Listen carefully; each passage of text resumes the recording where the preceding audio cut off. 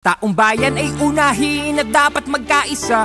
Ayusin ang mga problema ng ating bansa. Ang galit ay alisin at dapat magkasundo. Kung payapa ang ating bansa, aasenso nga tayo. Taong bayan ay unahin at dapat magkaisa. Itigil ang pag-aaway at ang pagkakagulo. Ang galit ay alisin at dapat magkasundo. Kung payapa ang ating bansa, aasenso nga tayo. Ang kahirapan sa bansa ay lumulubha pa. Kailangang harapin ang marami nating problema. Maraming nagugutom sa Maynila at probinsya at maraming trabahante di sapat ang kinikita. Pamilyang hindi sapat ang pagkain sa mesa. Kapag sila'y nagkasakit, wala rin pampaospital. Kabuhayang hinampas ang matinding kalamidad at tumataas ang antas ng kriminalidad. Hindi mabuting panoorin na puro na lang kampihan. Kaliwat ka ng batikos, kabi-kabilang alitan ng dapat asikasuhin at kailangang malunasan ng mga problemang nagpapahirap sa ating bayan. Sa ating ang panahon, pagkakaisa ang solusyon. Magtulungan tayo, ito ang kailangan ngayon. Dapat nagkakaisa para payapa ang bansa. Pagkakaisa ang kailangan, di pa mumulitika. Taong bayan ay unahin at dapat magkaisa. Ayusin ang mga problema ng ating bansa. Ang galit ay alisin at dapat magkasundo. Kung payapa ang ating bansa, aasenso nga tayo. Taong bayan ay unahin at dapat magkaisa. Itigil ang pag-aaway at ang pagkakagulo. Ang galit ay alisin at dapat magkasundo. Kung payapa ang ating bansa, aasenso nga tayo. Ngayon, dito na tayo sa loob ng, ng Manila Hotel. Kasi medyo napagod kami sa kakaikot dun sa, sa labas. Ang laki, ang dami tao. Sobrang dami tao. Ayun, nakita nyo naman siguro sa ating mga videos na punong-puno talaga ng mga kapatid natin, mga INC. Ang buong Quirino Grandstand at lampas pa dyan. Kung i-imagine niyo kung may nakikita kayo mga videos dito sa atin or sa mga ibang mga news channels, mga station na punong-puno talaga na yung mga drone shots and everything. Nakakatuwa lamang dahil nagkakaisa talaga ang ating mga kapatid ng INC. Kasama rin po ang ibang mga kapatid rin natin from all over the Philippines dito sa gusto nating mangyari na magkaroon ng unity. And paano nga naman magkakaroon ng unity kung merong gulo sa loob? Diba? So kailangan natin muna ayusin ang lahat ng bagay na yun para makamit natin ang pagkakaisa, kapayapaan at tunay na pagiging Pilipino. Diba? Saka brother, no, kanina nga nagsalita na si Senator Marcoleta at talagang ipinaliwanag niya kung ano ba talaga yung pakay ng Iglesia ni Cristo. Ito nga yung peace for unity para kahit papano ay idaan natin sa magandang ano ba tawag dito? Proseso, yung proseso, yung talagang ginagawa ng ating mga mambabatas. Kasi gusto nga ni Marcoleta na talagang wag naman yung ganon na, diba? Maganda yung proper way. Mas maganda yung talagang idaan sa batas kung ano ba yung pagkakasala o ano, kung ano yung mali, talagang sa batas talaga yung dapat mga ibabaw. At saka isa pa, ang gusto rin naman na mangyari ng ating mga kapatid, at syempre sinabi na rin yun ni future Senator Marcoleta na yung wala naman siyang sinasabi kung sino. Ang sinasabi nga niya, in fact, sabi nga niya na sinusuportahan niya nga yung sinabi ni BBM na huwag na ituloy yung impeachment kasi magkakagulo lang ang mga Pilipino. Di ba mas maganda yung parang dire-diretso lang tayo, how can we reach our goals as Filipinos kung mismong tayong kapwa Pilipino ay nagkakagulo.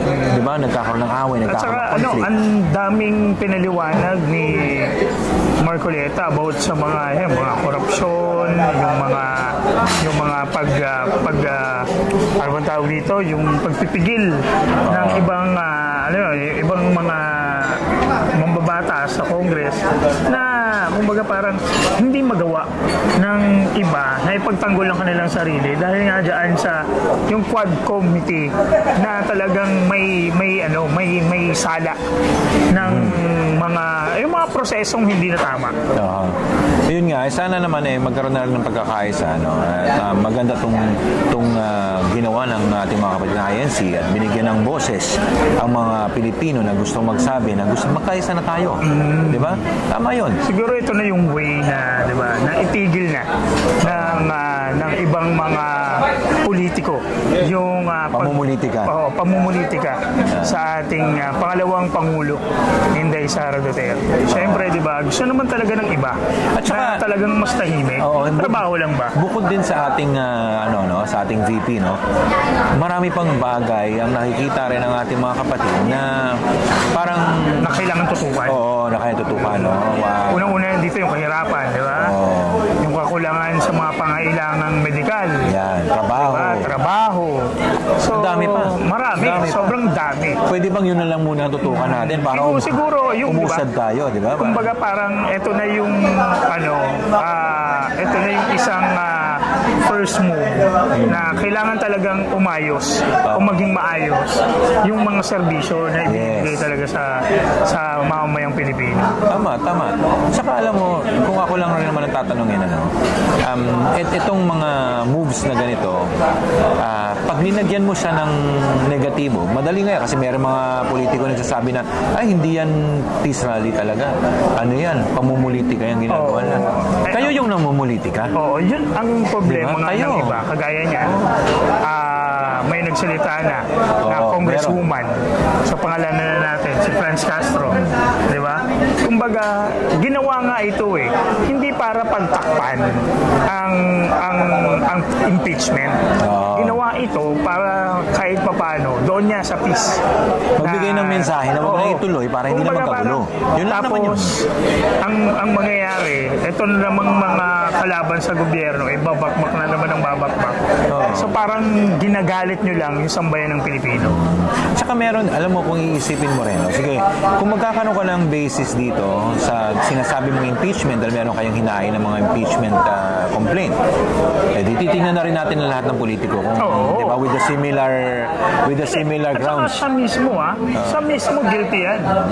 So, may nakita ka ba? Gusto mo bang mag-rally pa yung tao para ipakulong ka na, di ba? Kumbaga parang hindi ginagawa yon o sabihin natin hindi siya ginagawa ni BP Inday na kaya naman Pwede. na kaya naman pagkaisahin para iprotesta yung mga nagsasalita dyan na may kaso na, di ba? Kumbaga marami sa atin, marami sa mga politiko na may kaso na inilabas. Hindi, at saka kung ang isasama mo tong peace rally na to, bakit ka naman ganun? Peace rally nga ibig sabihin wag mo nang lagyan ng bahid ng negatibo yung ginagawa ng mga kapatid nating INC dito sa gusto lang mangyari na magkaisa at maging peaceful ang Pilipinas para makausad na. Tama. Diba? Tapos ikaw, gagawa mo na naman ng patong na naman na gulo. Mahirap naman yan. Ito nga mga kababayan natin, mga nagwawala na nga yung dalawa sa ating kumbaga si Laila de Lima. Kumbaga parang pag nagsalita sila sa tao, lalo na sa mga kapatid natin, diba? Yes. So, maling-mali. So, makikita niyo yan sa mga... Hindi, ang sinasabi kasi nila na parang na ayon sa survey daw, mas lamang daw ang mga nagsasabi na gusto nilang ma-impeach si VP. Ayon sa survey. I mean, eto hindi ko naman kine-question yung mga survey na yun. Pero ang akin lang dito is, totoo ba kaya yung sinasabi ninyo since eto, sample na lang to na mga nagsasabi na ayaw. Paano? Kumbaga, ilan ba yung tinanong nyo? Diba? Kumbaga, ilan ba yung tinanong nyo sa survey nyo? How accurate? Diba? Kasi baka naman hausaw yan, diba? Hausaw na survey na sinasabi nyo na lamang o mas malaki yung percentage ng impeachment na gustong ma-impeach si Inday sa tinanong nila. So hindi tayo nakakasiguro dyan. Pero ang kailangan natin gawin dito, i-push tong peace rally na to. Para maging tahimik na rin ang mga Pilipino at ang Pilipinas. Diba? So tama na yung mga pamumulitika ninyo, tama na yung gulo na nasa isip ninyo. Well, kami dito sa B4D, kaya nga namin ito ginagawa, syempre, we want to observe also. Kaya nga itong pinakamaganda na comeback namin kasi kung kumbaga, napitik yung dati naming page. So, may bago kaming channel. Sana sundan nyo kami dito. Pero, yun nga, ito yung gusto naming comeback. Yung parang isa na naman sa mga, kumbaga, ang ano ng B4D kasi gusto natin katotohanan. Diba? Gusto natin ng... So, maliwanagan yung ating mga kababayan. At yung boses ng Pilipino, isa tayo sa maging tools, di ba? Parang ganyan. So, pero mas marami pa tayong mga gagawin, di ba? Para kahit papano, yung habang papalating po yung eleksyon, maliwanagan po kayo. Di ba narinig mo yung kaninang nagsalita mula sa ating mga kapatid ng INC, no? Ano bang narinig mo doon, brother? Maraming pahayag. Actually, yung iba na sinasabi ng mga nagsalita ngayon, yung about talaga sa serbisyo na nakikita nila. Kumbaga parang hindi tama. Okay. Diba? Yung serbisyo na binibigay ngayon ng gobyerno. Kaya siguro mas itinulak nila to. Yun. Anyway, mga kaibigan, maraming salamat at sinusuportahan nyo pa rin po ang B4D dito sa ating bagong channel. Don't forget to subscribe and like our videos. Yes. At Like syempre, and follow. Yun. Alright, maraming salamat. Ito po ang B4D. Welcome back sa ating B4D at kasama po natin si Senator Jimmy Bondoc. Magandang araw po.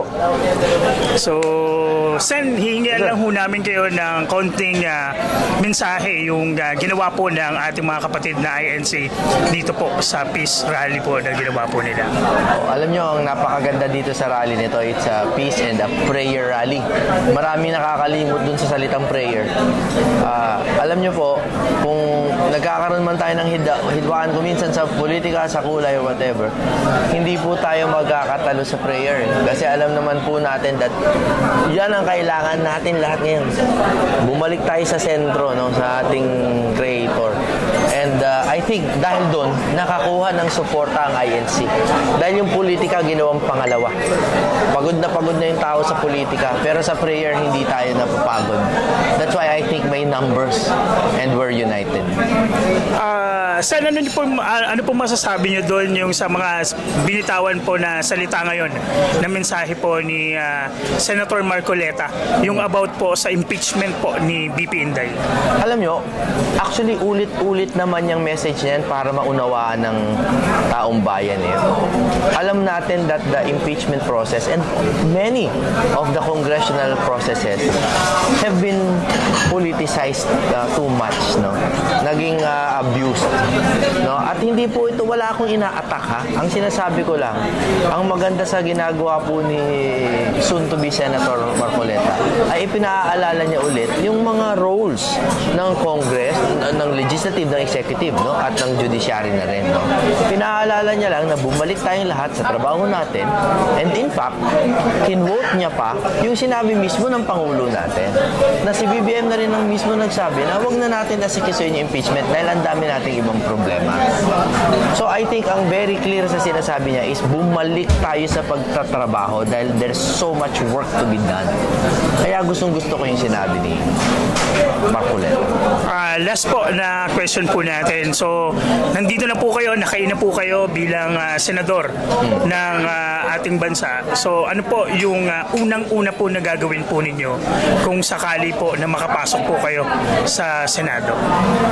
Yung DDS, ay ibig sabihin sa akin, diplomasya at disiplina sa Senado.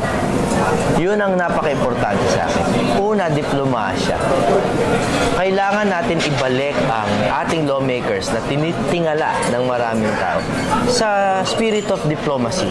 Yung kahit nag-aaway tayo, ipakita natin na kaya natin maging maginoo. Mga gentlemen, modern day na maginoo na nag-aaway tayo sa polisiya, hindi personalan. Diplomasya.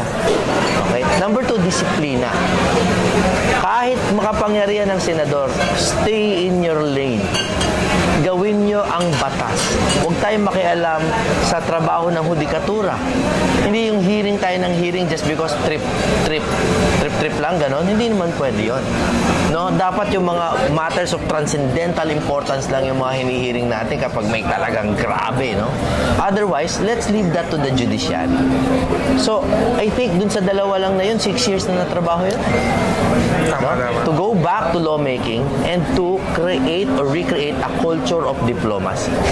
Ito po si Attorney Jimmy Bondoc na nagpapasalamat sa Brothers for Duterte or B4D dahil binabalik ninyo ang katotohanan sa media.